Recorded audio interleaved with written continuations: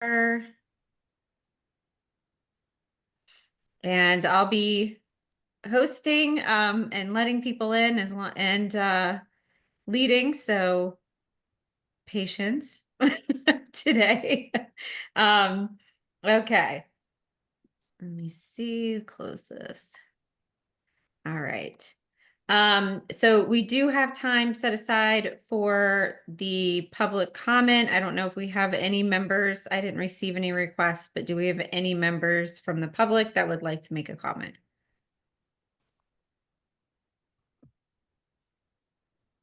Logging onto this.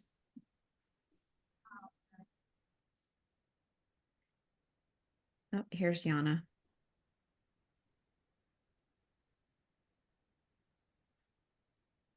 Hi, Yana. I see you just joined. Would you, Gemina is absent today. Would you like me to lead the meeting or would you like to?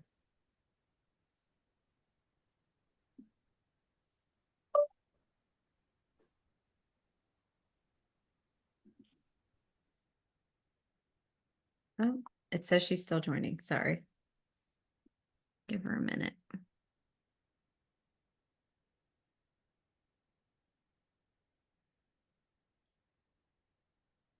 All right, so I'm just going to go ahead and put that we have no public comment.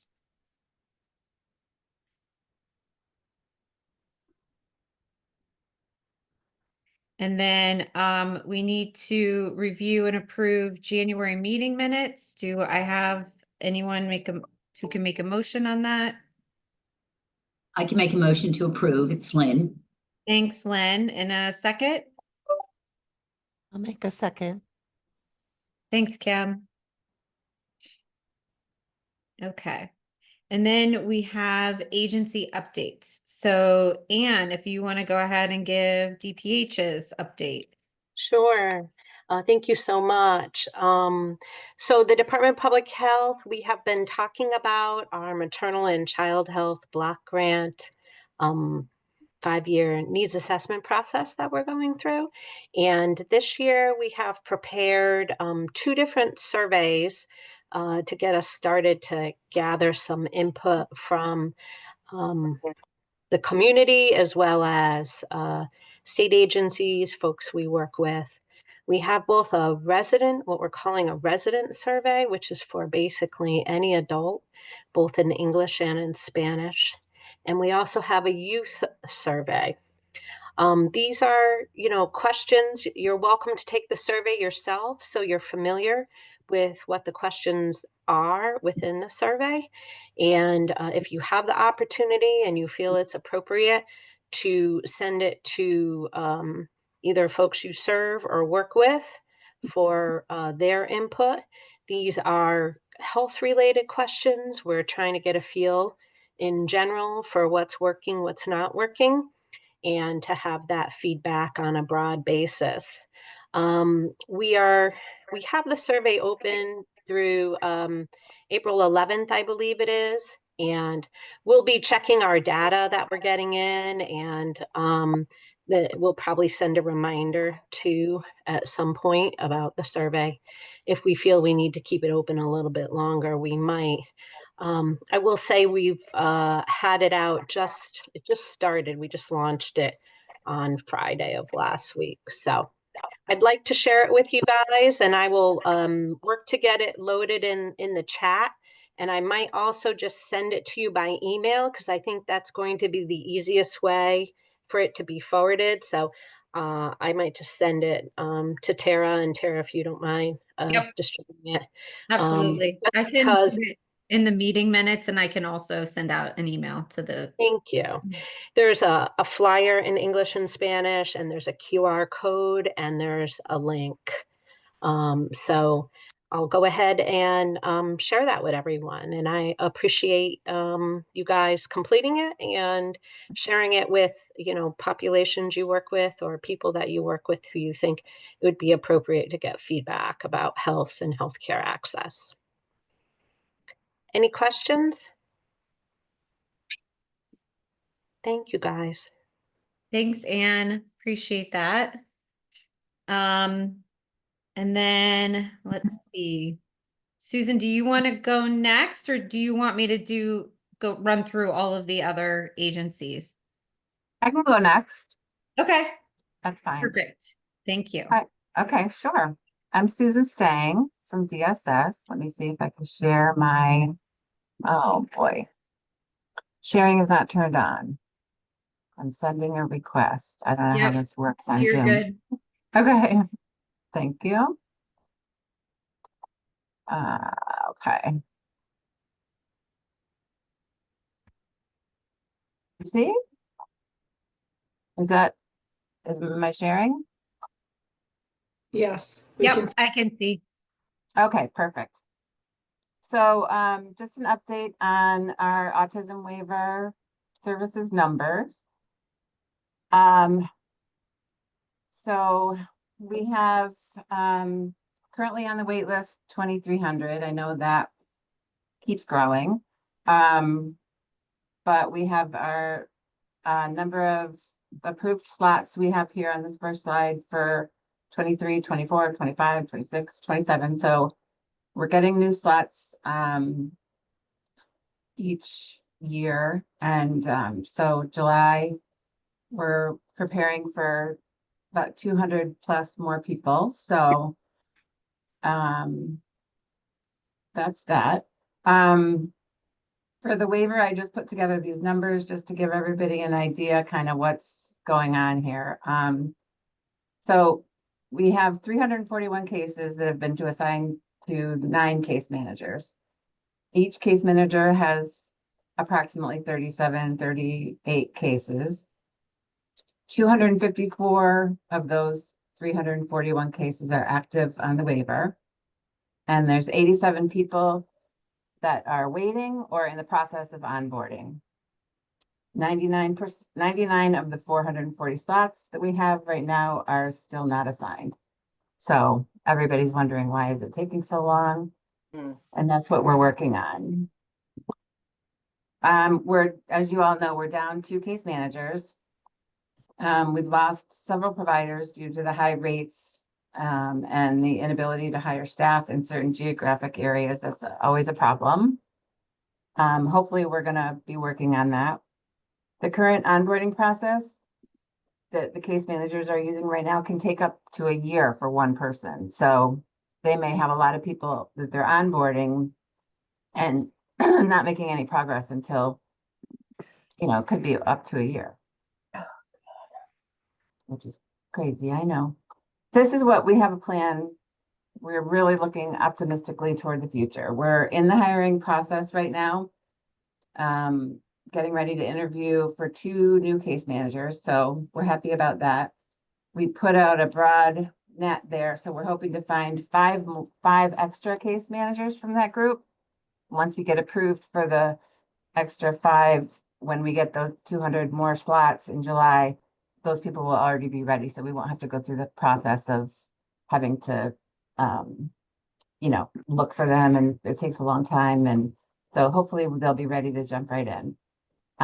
We've also started the process of writing a new onboarding procedure, which will eliminate the long wait time between the stages of onboarding. We have a lot of ideas. The case managers have a lot of ideas. So we're looking forward to our committee coming up with some streamlined processes so that it's goes much quicker.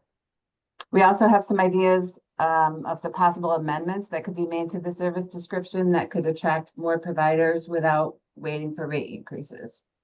So again, our team is working on coming up with ideas, and we're all really, as a group, working to do the best we can to get this waiver and the numbers improved. And that's all I have. Any questions? Yes, this is Lois. I have a question. My question is, we are really in a crisis in Connecticut in terms of providers. And without providers, it doesn't matter what our numbers are or if they're going up, because we can't really service them. we can't really service people without providers. Yeah. What is happening at the state level? Because this is across disabilities, I'm sure. I'm just familiar with autism, but I'm sure it's affecting everyone. So is there any kind of state plan to really address this crisis that we're in? Great Susan, question. Susan, I'll take that one. So right Okay. now, I mean, you're correct, Lois. We do not have like a coordinated or orchestrated strategy for provider kind of engagement or trying to bring on new providers. There's some general activity that we do. There's outreach. We have some provider outreach activities that are in one of our contracts with the fiscal intermediary that is going to get going. There's the general provider outreach of Medicaid for just Medicaid providers, but there's no targeted HCBS provider engagement model stood up. We're certainly open to some ideas. I had, when I first started, I had spoken with Mike Olson saying like, maybe we do some targeted outreach to the DDS waiver providers to see if anyone was looking to expand access. We've already had a number of acquired brain injury waiver providers express some interest in that are already in the waiver space and are used to our rate methodology and how they can kind of support individuals. So there's a little bit there, but they then argue that, you know, there's might be providers willing to do the services. It's getting staff then willing to do it for the pay to do the daily or interventions. So we don't have a long-term strategy right now. We are certainly open to some ideas, but like you said, it's across the board. It is a rate issue and it is a access issue for our members. The thing about taking on providers or staff, you know, from other disability groups is they're really not familiar. And again, I can only speak to autism, but they're really not trained in autism. And particularly our waiver folks, there are certain, you know, they're on a certain place. They're on a certain place on the spectrum of autism. And you know, we really need trained people. Without trained people, it's really, you know, servicing is just a waste of time. So I had remember starting to talk about this 20 years ago. And one of the recommendations that I and some other people had made was develop at the community college level, a training for folks across disabilities. Is this something that's been discussed any further? You know, this would provide us with a continued flow, hopefully, of people, trained people. Because training is a huge piece of this too. That's part of the crisis. Yeah, I'm going to take your question in two parts. So I think I need you to restate the second part. I would challenge you a little bit that people coming on don't know the individuals or the needs of the individuals they serve. We do have threshold and credentialing and oversight of what providers are signed on. And there is a series of trainings we offer that I don't know if Mike is on that can speak to them a little bit better, but all of our autism waiver providers do have to go through some like basic training that is provided through the department. And then they also have to meet certain credential and background and experience levels to be a provider. So there is that. I do hear you that, you know, people coming new into the market may not have the extensive bandwidth, but as they onboard more people and build that competency, I certainly think that if we have individuals that can work across populations and providers that are willing to serve multiple areas in Medicaid, I would like to welcome that because, you know, give the business to the individuals willing to kind of serve in the community and to support our individuals in the community. The other question you asked, and I don't know, Mike, I don't want to put you on the spot. Are you on, Mike Olson? See if I can't see. This is a big list. Oh yeah, I see his name, but he's not he coming up. was on. Okay, so when he pops back on, I'll have him speak a little bit to. Oh, there. Sorry, it wouldn't unmute for me. Can you speak to that training that is always on my calendar, but I don't know all the details on? So there's an autism training that's done for all of the new staff that are coming in. It's I'm familiar with that. Yeah. done in 2 parts by Felicia Morgan. There's also ongoing training that's offered. There's CEUs that are offered. There's a lot of different options, but I understand what you're saying. You know, it's a unique population. I do think pairing with the community colleges and the state colleges, you have a pipeline of staff fit in to be able to work on multiple different waivers and programs and training would be ideal. Get them some type of credit or whatever it is to help entice staff to get in, because it's a tough, any of your in-home support programs are tough to staff because the schedules aren't consistent. It's not a regular Monday through Friday, 9 to 5. Exactly. And so it's hard to staff to begin with. Yeah, it is, but I think that we have to start to think out of the box to do it, because I'm seeing more and more and hearing from people that, you know, the services that are being offered are just not good, and hearing it louder and louder. And so I share that because I think this is an important place to share it.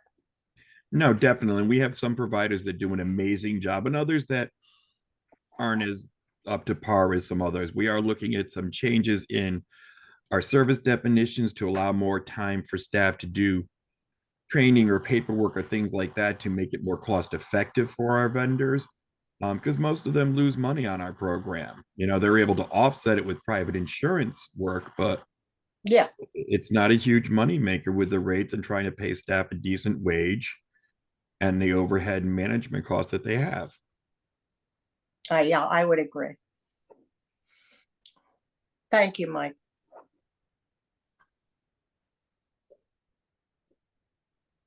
Any other questions for DSS? I had a question for Susan. This is Jen Crum from CTBHP Carillon.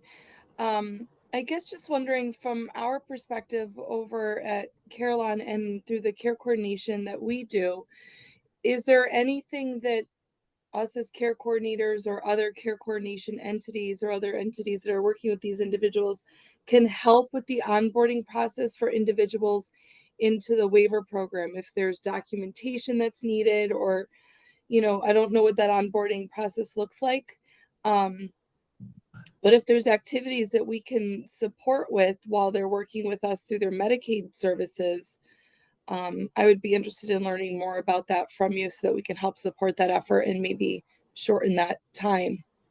That would be great. Thank you. We are looking at all the different systems that we have had in place in the past, and that's a great offer, and we will definitely get together and talk about that for Yeah, sure. I'm happy to meet with you if you'd like to send some dates that work. Yeah, I will do that. Thank you. Sure. So it's Carol. So I just wanted to say something because I feel like I think I'm probably the only actual provider who's on the council as well. So I just wanted to speak because there are some new people on the council. So I just wanted to speak as a provider. Thank you, Mike, for saying, you know, I think what Mike said is accurate. We do offset the rates from DSS with private insurance. And so and we do it because it's the right thing to do, right? For the guys that I work with, the guys and ladies. But what I think people just need to understand is that private insurance is providing ABA services to children with autism, which is fantastic, but the reimbursement rate is significantly higher, sometimes double what Medicaid can reimburse. And so it's also great to provide the extra training. Unfortunately, what happens when you provide the extra training is that those staff then are pirated by, I'll use that kind of quote loosely, but pirated by the private insurance paying agencies. Because if you're a staff who's not, you know, who has a choice of being reimbursed at $20 an hour versus $40 an hour, all those staff are going to go to the $40 an hour one. So I think training is great, but it doesn't solve the problem that there's just a small pool of people who do really good work in autism, and those people are going where the higher money is. So I just wanted to put that out there for people who I haven't said that to them before because they're newer on the council. So that's all.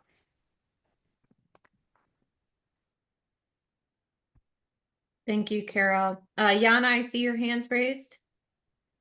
Yeah, I think, yeah, we do need to pay these staff a living wage because I was just looking at, there was a quote by a DSP, a direct support professional.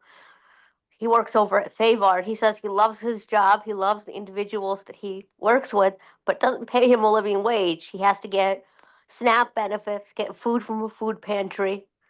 And yeah, he has basically just enough money to be broke. And that's not fair to these staff. We could get very amazing staff, but if we don't pay them enough money and don't give them the perks, they're not going to stay around for long. And then in the long run, who suffers are individuals because, and I can say this as an individual, that I finally have a staff right now, but it's someone that we private hired. But when I was working with the agency, it was a revolving door of staff. And if you know people like us on the spectrum, we don't do well with change unless it's the kind of change we find at the bottom of our pockets. If we don't do well with it, we thrive on consistency. So if we were, but yeah, so we really need to be doing more to retain the staff, to be able to offer them perks, be able to offer them a living wage. 'Cause for our staff, DSPs, to have to go to food banks and get state benefits to make ends meet is not okay. Especially not the kind of staff who work with the folks on the other end of the spectrum, the profound autism end of the spectrum. And I want to make clear I'm learning more about them, the profound autism. We're here for them too, and they deserve to have good staff just as much as our guys in the waiver. But it's a tough job, and even with somebody like who's on our end of the waiver, it's a tough job, and they need to get paid a decent living wage. Also, I would love to be, as a self-advocate, part of the onboarding process.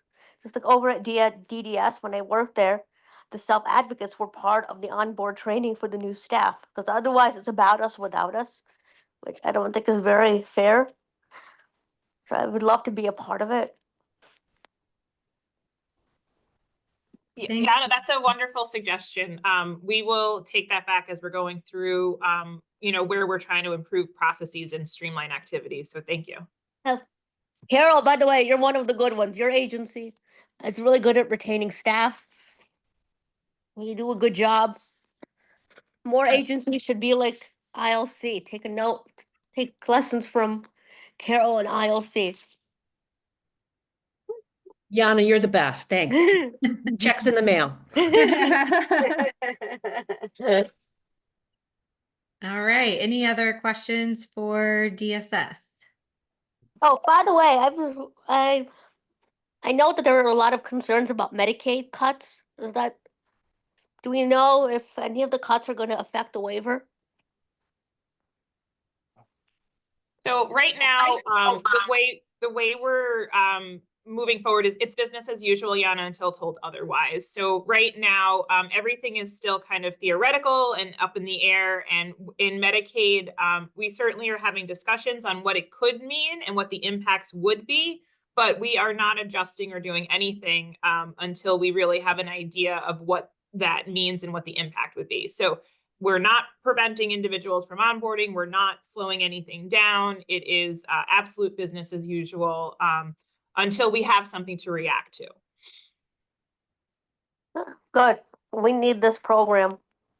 Lois, you're absolutely right. We're heading, I've been saying it, we're heading toward a crisis point right now. Take your time, ladies.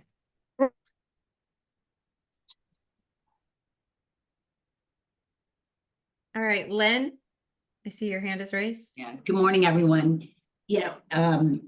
As a provider, not myself personally a provider of service, but as an organization that is a provider of autism services at 85% of our patient population, I can tell you that we are concerned about the future of being able to just continue to do what we do, not even grow what we do. So, but I do think that within this group, we're all in agreement. We're sort of, to coin the phrase, we're preaching to the choir. And I think we have to, this is going to challenge our creativity at all levels, because there could be cuts.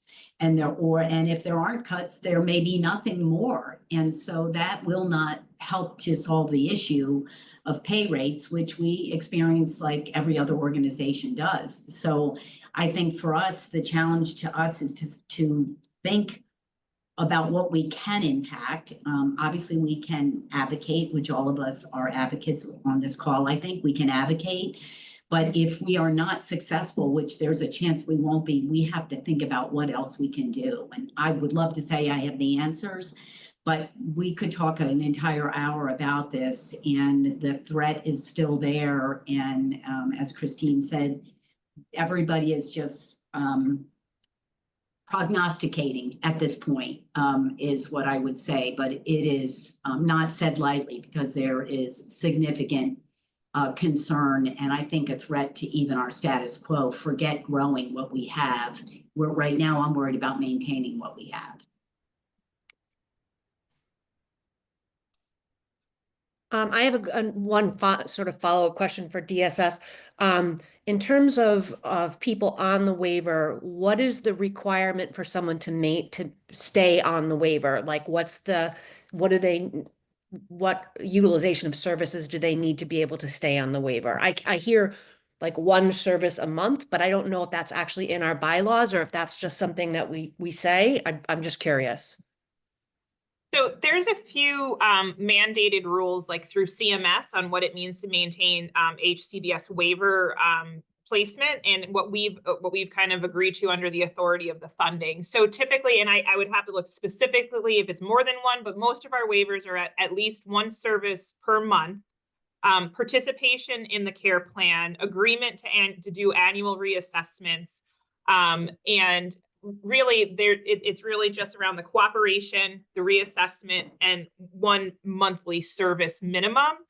But if you're only accessing one monthly service, we should be evaluating the need of the waiver and if it's meeting your needs and what that because then that's taking up a spot for an individual that would be utilizing potentially way more services. So one service in 30 days is not a lot, but that is certainly the minimum threshold before no one would be removed if they were meeting those minimum standards. So you have to maintain Medicaid eligibility, you have to have one service a month, and you need to cooperate with the care planning process and agree to the annual assessment. Thank you. If I could just say one thing, this is Lois. For some of our folks, that one service is really their lifeline to independence. And I think that's the complicated, I don't know if complicated is the right word, but I think that, this is an unusual population, I think, in that way. And I think we do need to keep that in mind. Thank you. Any other questions for DSS then? All right, well, thank you very much for that presentation. Kathy, I think BRS had some updates to share. Yes, I do. Thank you. Mine are very much similar to what Susan and Christine talked about. So at ADS, the BRS Vocational Rehabilitation Program, which most of you I hope are familiar with, we are a federally funded state administered program. We are housed within the U.S. Department of Education. We do not have any information that any of our Rehab Services Administration staff have been impacted yet by the changes at USDOE. So if we receive any direct information about that, we will share, but right now we don't have any. What we did receive information, unfortunately, is that in the continuing resolution that passed last week, our cost of living adjustment was removed. And that is 1.5% of our federal budget, which we get every year. And so we budget for it every year. So that's a significant hit that we certainly were not counting on this year. What we have to do to manage that, we will let you know as we make decisions. It's new news. The the CRP crisis, provider. So in the vocational rehab world, the primary providers we use are called community rehabilitation programs. We call them CRPs. They provide services for probably half of our consumers. They're a mainstay of how we help people, particularly people with significant disabilities, to get jobs. We have many. That's not accurate. We have several sections of the state where we have no CRPs that are accepting referrals at all. We have other areas of the state where our CRPs are willing to take a referral from us, but with the knowledge that that person's going to have to wait a long time to even start services. And I think, candidly, those services have never been as quick as any of us, including them, want them to be. So a delay at the front end is not good. While we've always struggled with getting services in place and doing it in a timely way, this is a level of lack of availability that I haven't seen in my very long career. So what I want you to know is we are actively looking at other options. We don't want to in any way not use CRP services. They are our long-term partners, but we need other options for people. And we're looking at those. And when we have some of those in place, hopefully within the next couple of months, I'll report back to this group. The last piece I want to identify is that I think, like every employer in the country, the roaring economy of the last couple of years with millions of jobs and not a lot of people for those jobs has impacted us as badly as everywhere else. So we have staff vacancies that we are having a hard time filling. We have we have staff turnover now of about 10%, which we've never had before, and we're not equipped to manage that. It takes a long time to learn the job, so if someone doesn't stay, we're really behind the 8 ball. In addition, we are still recovering from the 2022 major retirement in state government, so we have this large amount of very green, very new vocational rehab counselors. In previous retirement waves, we had lost kind of the top part of our agency, not so much counselors. This time we lost a lot of counselors. And we've had new counselors hired who just don't stay. The work is just too hard. They can get easier work elsewhere. They don't want to come in the office. Like, there's all kinds of reasons that people don't stay. And 10%, if to the people I'm talking to here who work for private organizations, that may sound like a wonderful turnover rate. And for us, it's really hard. So I guess what I'm asking is, you all have my contact information. If you're having a particular problem in a particular area, please reach out to me if you haven't gotten satisfaction there. We are doing absolutely all we can to get the right staff, keep the right staff, train the right staff, and doing the same thing with the services we're providing. So any feedback is welcome. Any questions you have, I just wanted full transparency about what's going on at BRS right now.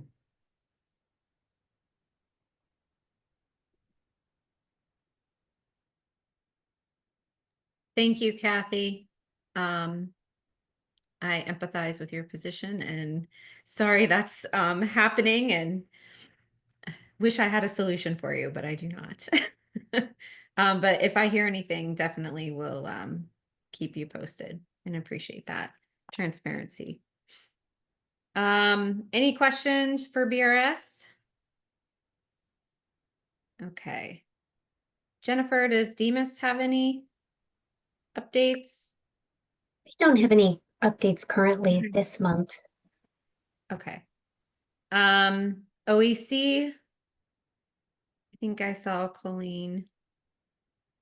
Anything relevant? No, okay. And then Krista, does DDS have anything? Hi, Tara. Hi, everyone. Apologies for my tardiness. I was in a meeting that ran a little bit late. No specific updates from DDS. I think, kind of the same as what other sister agencies have talked about. Watching, monitoring the uncertainty on the federal level, and then also, keeping an eye on the legislative session on the state level as well. Nothing specific at this time, though. Thank you. Okay, thank you. And then Jennifer, did you want to do Caroline's update? Sure. Let me make sure you can share. Yep. It's letting me. Perfect. All right. So this is our February data update for Medicaid funded services. We continue to see here an overall increase in utilization of all of our services, with the exception of the group treatment services, the very low aqua colored line on the bottom there. That's routinely a very low utilized service, mostly because of the lower reimbursement rate for that, but it also requires a BCBA or licensed clinician to lead a group of up to 8 individuals. So it's also pretty tough work, and I think also our individuals need to be ready for that type of treatment, and it's not always appropriate for all of them. So it continues to be the lowest number of authorized services for our kiddos. The top line, I'm sorry, I'm still struggling with a cough that I've had forever, so excuse my voice. Our highest utilized service is the treatment plan and program book development, as well as the behavior assessment, the top 2 lines, the blue and the dark purple. As people may remember, those services are available to individuals every 90 days or is required for behavior modification or modifications to the plan. If an individual has been hospitalized or has had emergency room visits, we're able to authorize that service in order to help make modifications to the plan and keep the individual in their community and home. So that's our highest utilized service there for that reason. We then look here at the current open authorization. So these are the individuals who are currently receiving these services. So we have 513 individuals who are authorized to receive a diagnostic evaluation. We have 4,992 individuals receiving direct service delivery, which is just amazing to me. That's a ton of individuals. And unfortunately, we still have quite a wait list for individuals waiting for providers, but very excited to be able to have that many individuals accessing services. As mentioned before, the lower group treatment services, 77 individuals authorized to receive that service. But again, a lot of factors go into that lower number and accessing those services, the reimbursement rate, and then individuals being available for that level of care in group treatment. Here we look at the age of admissions, and admissions in this case are defined as the first authorization for autism services. So these individuals will continue through services once this is the stagnant time of when they started. So our 3-year-olds continue to make up the largest group of individuals starting services with 1,774 total authorizations across all of the different service classes. We're always happy to see that, I think it indicates a smooth transition over from birth to 3 services over to the Medicaid funded services. So we're always happy to see those numbers high for our 3-year-olds. And then here are demographics, which remains pretty stagnant over each month. Our unknown bucket is almost at 35%. And just as a reminder, unknown is defined as individuals who do not identify their race or ethnicity at the time of their Medicaid application. I know Carolyn is looking to maybe partner with DSS in changing that language a little bit so we have a better idea and picture of the demographics of our members. I think that's just in the beginning stages of conversation and how we can better capture that. We then have 27% of individuals who identify as Hispanic, 20% as white, and then 13% Black and 2% Asian. Also, a very stagnant data point here are our non-DCF involved youth, which remain at a very high percentage of the individuals accessing our Medicaid services. So 96% of our individuals who we authorize services for are not also involved with DCF. This very small portion of individuals, almost like 4.5%, who are either CPS or committed youth,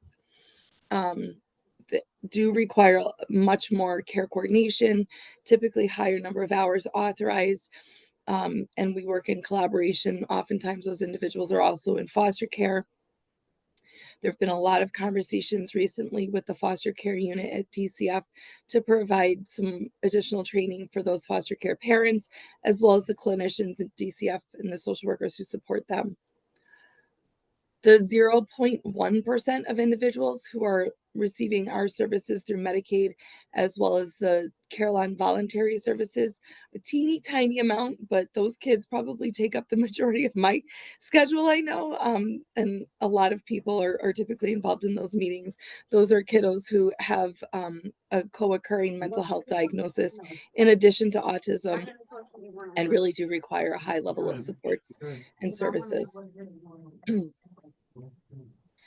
Again, another very stagnant data point here, our region 4, so DCF region, Hartford and Manchester region remains our highest utilization region in the state for a few factors. There's more children who live in that area of the state, and we also have more providers in that area of the state, so we're able to support more individuals. Followed by region 5. And then region 6, also higher population and more providers in those areas of the state. Our region 3 continues to be our lowest region with 947 individuals receiving services. Again, there's not as many children who live in that area of the state. We only have 3 providers in that area of the state. And the individuals who do live in that area of the state often speak other languages besides English. And that's another struggle for us to connect them to a provider. So here we look at our continued provider enrollment growth. I'm very excited that these numbers continue to grow, although I always say no matter if I enrolled every single BCBA and licensed clinician who was working within their scope, I still wouldn't have enough providers in the state. So we have currently 168 total agencies enrolled. We have a grand total of 1,213 providers. So that's a combination of providers who are able to do the diagnostic evaluation as well as oversee the direct service delivery. And then we have 1,069 individual providers. Those are the BCBAs or licensed clinicians who are able to oversee the direct service delivery.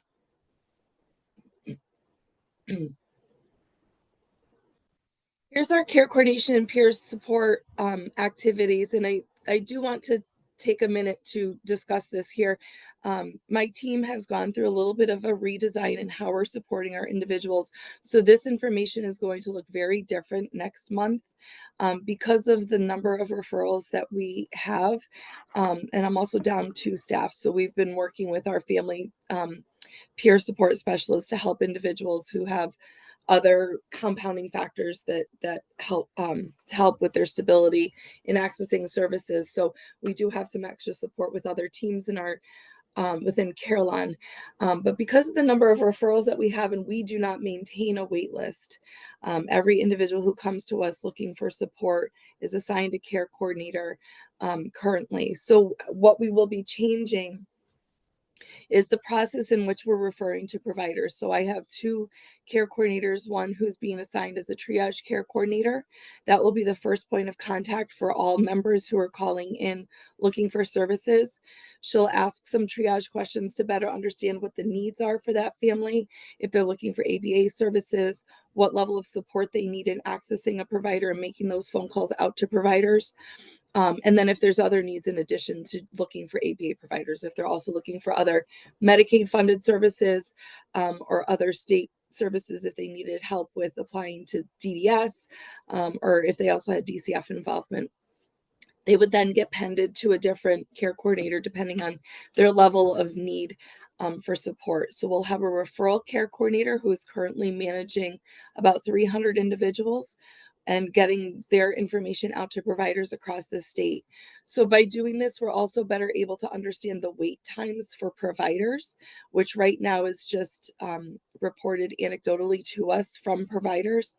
And it's difficult for me to report out to this group and to anybody else who's asking how long wait times are.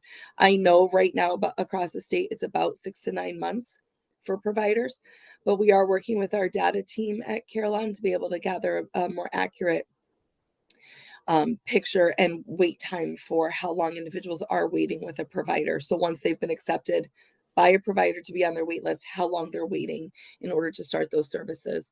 So I'm hoping to have some of that new information to be able to report out to you next month. Again, this graph might look very different. We will no longer be tiering individuals, as everybody will be with a referral care coordinator and then assigned care coordinators dependent on the other needs that they have. So we have some specialties in our care coordinators. So individuals looking for OT, PT, speech, they might be working with one care coordinator. Individuals looking to become eligible for DDS would be working with a different care coordinator where that's kind of their level of expertise. Transitions from birth to 3 services, and then on the other end, transitioning to other adult services. So we're excited to roll that out. I know it feels much more manageable for my care coordinators who in the past had between 100 and 150 individuals on their caseload. So right now they're closer to 30 individuals on their caseload by making this change. So they're able to dig in a little bit more and support those more complex needs for members. And then here I include the link for our provider map. I'm going to try to go to it live and see if it will continue to share. Let me know though.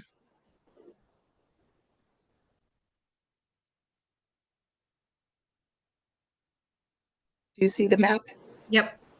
Oh, perfect. So on here we have all of our providers that you can hover over each of the dots, and it gives information about whether they're center-based, what languages they speak, and other information.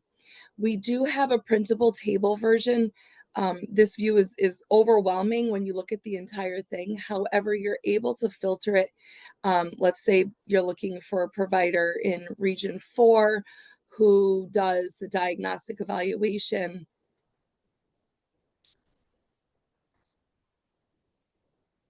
And it's a much smaller list. So you're able to look within just your region and what service specifically you're looking for in there. So that's a little bit easier for some people. It's also a printable version. So if you're working with a family and they just need a little bit of help in starting that process, there is that version as well. This list is updated through our CTDSS map system. So providers are encouraged to take a look at that on a regular basis and make sure that their information is accurate, and then reach back out to us if anything needs to be updated, as that information is only as good as what providers are sending to us and giving to us. Any questions? I'll stop sharing so I could see everybody. Jen, I do have a question. Hi. Hi. I was curious that I think it was the second slide that you showed of the almost 5,000 clients that are authorized to receive services. We talk a lot about the wait list. I'm curious, do you have data about, of that nearly 5,000, how many of them are directly receiving services and how many of them are sitting on wait lists? No, so those are individuals who are actually authorized to receive services. So they're not waiting. They actually have an open authorization with their provider. And providers they're not starting services without an authorization, and they need to get that authorization right prior to services starting. So they're authorized to receive services, but I'm saying, are they waiting at the agency, not at your level, but at the agency? Okay. No, so once they have that authorization, they are starting to receive services. Okay. A lot of times, so what that data doesn't show is what percentage of the services they're receiving, right? So the provider might still be in the process of hiring direct care staff, so the behavior technicians, and they might be working through starting the FBA or putting together the behavior intervention plan. Right. So they are at any variety within that service array. Yeah, it doesn't depict the utilization technically. I guess that's what I'm asking. Yeah, I think, I mean, and again, not that it would be necessarily, I don't know whose place it is to collect that data, but I would say anecdotally, the majority of my patients, sit on some wait list, that's what they're always telling me, they're on a wait list to actually start services. So again, whether that is, I think that's what you talked about, that 6 to 9 month wait list, right? Yes. That's where So that so one, many patients yeah, are. that's the one that we're working. We actually have a performance target this year to be able to report out on that more accurately. Okay, Because right now that's it's great. just anecdotal, same thing, same information that you get. You know, Yeah. we're on a wait list with 4 providers, let's say. So Right. we'll be able to start to measure that information for the wait times. Okay. Once a provider says, yes, I'm able to accept this individual onto our wait list, the clock will start. And then the clock will That's, stop. yes, that's the data I want to see. Yeah. Okay. And then the clock will Perfect. stop when we have an actual date of service billed for, not an authorization. Yes. So it will be Yes. an actual start of service. So yep, Okay. that we're hoping that's done within this calendar year. We have we're working diligently with our data team to get Love that going. Okay, that was where I was trying to, the disconnect Yes. was for me. Okay, perfect. That's awesome. Good job. Thank you. Fingers crossed that all the systems talk to each other the way they're supposed to. We're in the Yes, testing it phase sounds right now. easier It's said than done. complicated. I understand. Yeah, But yes, I'm glad exactly. it's, in process. Thank you. Yeah, sure. Okay, any other questions for Caroline? All right, thank you all. Thank you. Thanks, Jennifer. So now I'm going to, I have been sending out some information on legislation that impacts autism, and was going to give you a brief update. This is not a comprehensive list, but just an update on some of the things that we were following. So for House Bill 7049, this was the one that was looking at statutory changes and regulation changes for BCBAs, specific to requiring additional background checks and things for at the level when they get their license through DPH.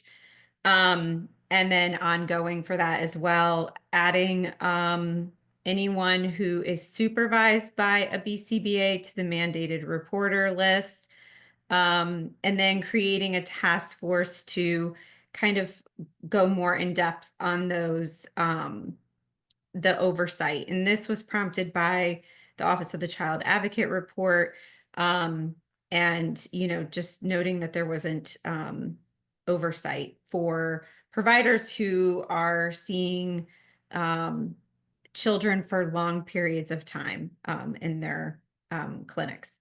So that was actually removed from 7049, and that language was added to 7109, House Bill 7109.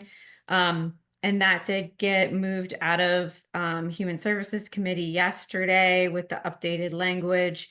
And so that will go to the floor for a vote. So I just wanted to, and we, ASDAC is on that list to be on the task force. So if that passes, and that becomes statute or legislation, then that's something that we'll be tasked to do. Yeah, Jennifer. So I know Caroline currently does the qualification process for the BCBAs and licensed clinicians. So do you know when that's being voted on? Because I think that will also impact part of our process. It moved out of Human Services. So if you look up, I don't know if they, because some of the language I believe was changed. Okay. I know it was changed. So I don't know if the S language has been put out yet, but I will look and I can send you a link to that if it is.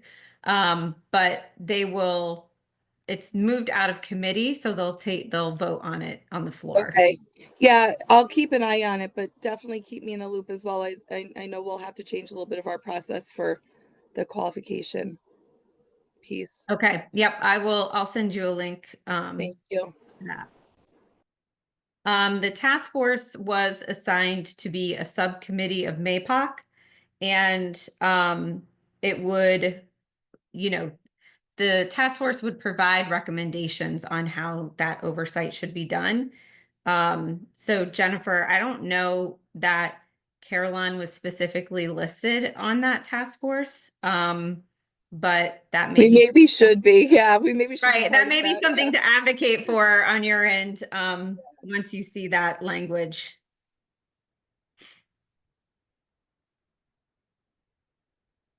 And then for the additionally in 7109, this also includes the language that we were advocating for that increases the insurance mandate to 26.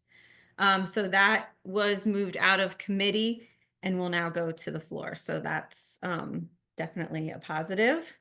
That was Rep. Exum was part of that and gave us that update, if you recall. House Bill 7108. This is related to IDD and autism. This was also moved out of committee yesterday. There is language changes than what might not be shown yet. I haven't checked it today to see if that S language was changed, but there is there was added like to look at or do some data collection on profound autism, specifically within DDS. And it also would implement the first two recommendations of the IQ study that was done by OPM OPM oversaw that study, which I reported out on and provided all of you a copy of that. Also tasked me with some additional things in my position and a lot of data reporting at DDS.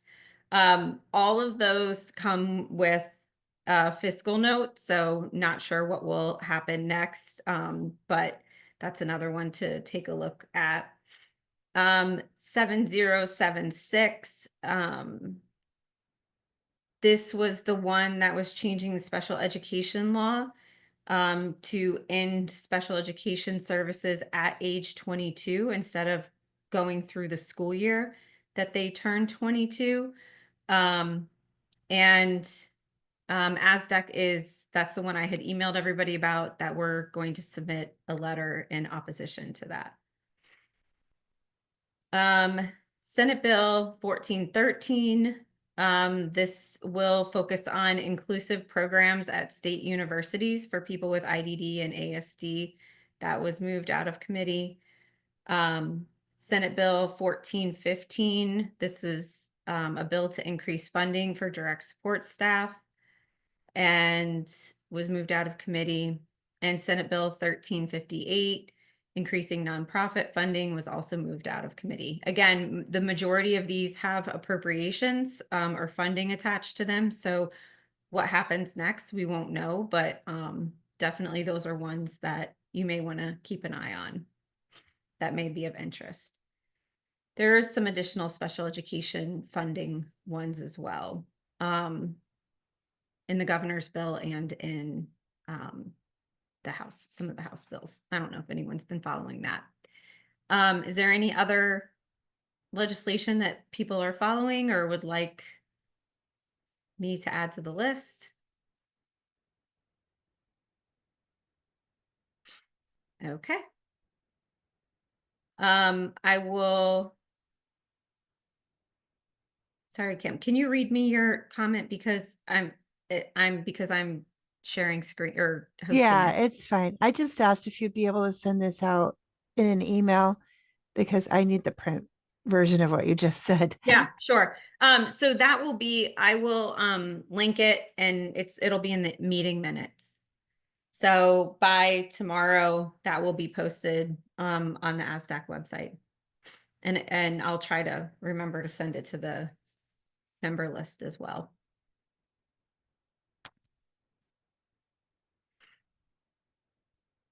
The other thing that we were advocating for was the statewide autism needs assessment. And Christine and I are, well, mainly Christine, not me. I'm advocating, but Christine put in a proposal for Say some your grant- tenacity made it so, but I don't know. But so we don't have approval yet, but there is potential a potential grant funding opportunity for us, that we might be able to get this done. So wanted to report on that as well. As soon as we have any answer, we'll absolutely update everybody, on that information. So any other questions or anything that anyone else wanted to report out on? This is Yana. I wanted to share some reminders. We're going into April, Autism Acceptance Month, and it can be I speak from experience, and I know for myself, but for other self-advocates, it's very traumatic month because a lot of the language that's being used is not the best. So I wanted to remind everybody, just some reminders that we want to, awareness means, we exist. Acceptance means we have a seat at the table. So we want to shift away from the awareness and go to the acceptance because that's what we really need. And the puzzle piece, I want to emphasize how offensive it is to most of us in the autism community because it implies that we're broken, that we're missing something. And we're definitely not broken. We're just different. So please stay away from the puzzle piece and use the infinity symbol for neurodiversity. And the lighted up blue, again, it's something that's very controversial. It reinforces the stereotype that autism is a boys' club, which I know numbers wise it looks like it is, but women on the autism spectrum do exist. I mean, I hope I'm not a figment of your imagination. But we do exist. So just be respectful in your language. And I'm gonna link up a really good article about how to be an ally. There's also chapters if you have any individuals who want to learn more about autism. In this guide that I'm going to link up, there's some information, but just be mindful of your language and use positive affirming terms. We're not a tragedy. We're not broken. We don't need fixing. We're not, what else did I use? Maladaptive. And just be careful about your language because because Autism Acceptance Month can be super traumatic for people on the spectrum. Just imagine if you had to hear for a whole month how tragic you are, what a tragedy it is. Another word that you should keep out of your lexicon is the word cure. It's very offensive. Autism is not a medical disease. It can't be cured. And a lot of us, I'm sure, don't want to be cured because it would mean that it's a part of who we are that would be taken away. And just remember that it's a spectrum. It starts with somebody who's a Silicon Valley nerd savant to somebody who has profound autism who has high support needs. And just try to remember that. And a lot of people will bring up, oh, Einstein had autism and Mozart. Maybe they did, but they were never medically diagnosed. And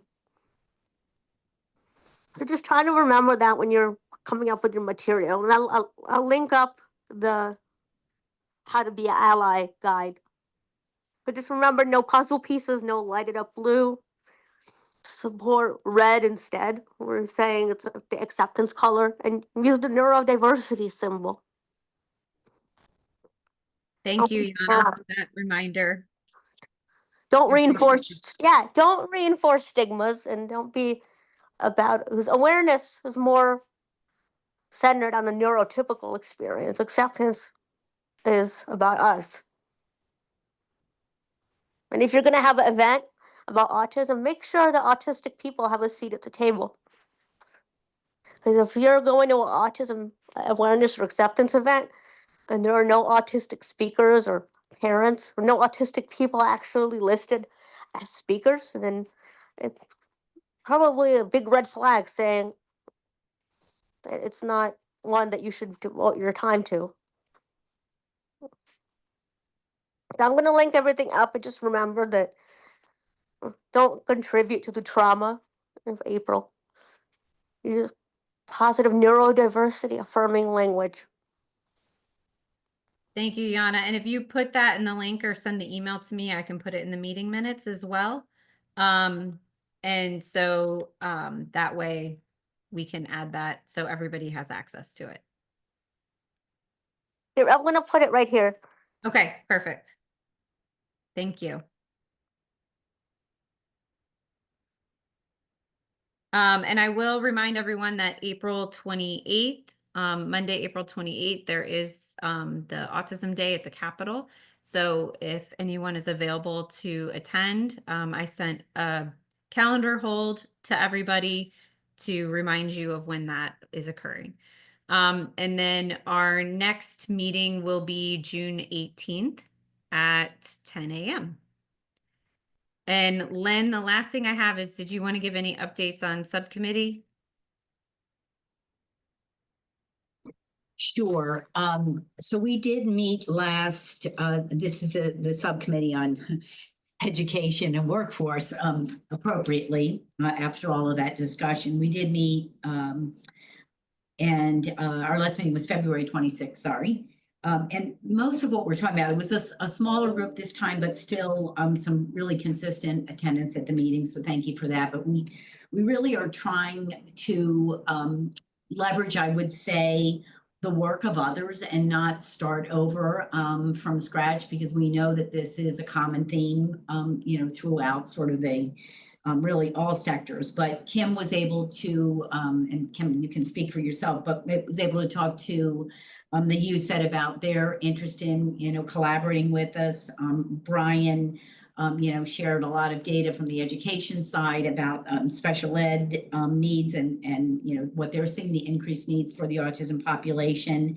And then also Tara just let us know in the last couple of weeks, 2 weeks ago or so, that we have Mary Patrice DiCarlo, who's willing to join us from DDS at our next meeting. So we're going to talk about how we can leverage the work of groups out there to actually do a workforce survey. I think we need a place to start and to really focus energies. Obviously, when you hear from the group today, it's across a lot of disciplines. It's not unique to any one. So I think that's where we've been focusing our conversation. And Carrie's hands up, and she was in the meeting with us. So. Sorry, I just wanted to add to, just to kind of bring it full circle to a comment that, Lois mentioned earlier about connecting with the state colleges or community colleges. Yeah. The offer stands from Southern and the Autism Center and any other, certainly we have a number of individuals on campus, both enrolled students, students in our College Connections program, and professionals who represent different disciplines, who are willing, as I have expressed in our subcommittee meetings. I'll talk about the professionals. I didn't ask students, but who are willing to come together and help support trainings. The challenge I think that we've discussed repeatedly, or has been presented obviously repeatedly in the subgroup and herein, is finding people who want and are willing to populate such trainings. So, but I speak for our center when I say that we certainly could call from within our university and connections into reaching out into different disciplines to put together a cross-disciplinary or interdisciplinary training for individuals in different fields or with the interest of pursuing with the interest of supporting our folks. So know that the want, the desire is there, getting people to join such trainings, and hopefully in collaboration, as Lynn said, with other agencies, the more we can kind of link arms and move forward in the same direction, the better off I think we'll be. Absolutely. So that made me think of something real quick, and I don't know if Kathy is still on. But I was just thinking of, as students are looking for internships, is that something that maybe, Kathy could get connected to, that they, specific to, autism and job training and some of that, since there's such a high level need there. So just maybe a little connection we could try to make. Okay, anyone else have any other updates? Or Lynn, are you done? Sorry, I didn't mean to cut you off. Okay. Any other updates or comments for the good of the order? All right. Tara, sorry, Yeah, go one ahead. quick Go thing. ahead. I was a few minutes late, so I don't know if you did any of the housing committee update, if I missed that. No, Okay. actually, so currently for the housing pilot, we are in the contract phase, which at the state level can take some time. It's not typically an easy process. So I will, as soon as I have additional information on that, I will report out. Okay, the reason I bring that up was a while ago, it was a while ago now, I had sent out an email to the group about if there was any interest in having a virtual informational meeting about an inclusive community that had been developed by a mom of a individual with developmental disability in the DC area. And she was a great speaker at a program I was involved with. And so I thought that might be something. She was very willing to, kind of talk about her work and how they developed it. And so I'd kind of thrown that out, kind of in the guise of the housing committee, if that was something that people might be interested in. We can do it independent of this group. Certainly, I'm happy to, work with her and offer it, but I thought that might be of an interest to this group. So if that's something that I should still work on facilitating, if people are interested, there was some interest expressed back on the email. But if, just since I have everyone's attention here, if that's something that would be helpful, and it doesn't have to be affiliated with ASDAC specifically, I just thought it might be of interest. Yeah, thank you for that reminder. And I don't know, I know that the housing committee hasn't been meeting because we've been waiting on the pilot information to go through. And that pilot, we're specifically modeling the supportive housing from DEMIS, but I still think that any kind of information sharing or anything that we can look at, this pilot is not going to solve the greater problem or need of housing opportunities in the state. So by all means, I'm open to, facilitating a meeting if that's something that the council is interested in, or if they could present at our next meeting, we can add them to the agenda for that, just to share out that information. So that would be another option as well. Okay, I could ask her about that too. I mean, and she was willing to, we were talking about her just developing a presentation, not developing the presentation, but just developing the, the virtual web platform, and then just, offering it, and anybody could attend, and it could just be informational, which could be probably a little bit longer, but then certainly I'd be happy to see if she'd like to come and do a few minutes. I don't have any agenda items like, specific for next time. So if that's something the group's interested in, then I'd be happy to add that if she's available. Sure. As one of the co-chairs of the housing committee, I think we would be very interested in doing that, Sarah. I remember you said that, Lois. Yeah, so good. I just wanted to revive it. And see if it was, no, I think so. If you'd like to get in touch with both Stephen and I think, we'd be more than happy to plan that. Would you agree, Stephen? Yeah, absolutely. Okay, then I will do that way. And then we can certainly potentially bring it to the rest of the group at one of these meetings after that too. Okay, great. Thank you. All right, great. Anybody have anything else for the good of the order? I'm putting can you hear me? No. Yeah, I can hear you. I'm putting the information about why the puzzle piece is so offensive, because I get that question a lot from people about, why is the puzzle piece so offensive? So I found some information, and it says the same thing I said. It has a long history of implying that we're broken, and it's used by organizations with non-autistic people. Thank you, Yana. I'll add that to the minutes as well. Like, come on. All right. Well, it looks like you guys get 45 minutes back to your day. So have a great week, and we will see you in a few months. Thank you. Bye, everyone. Bye. Bye, everyone.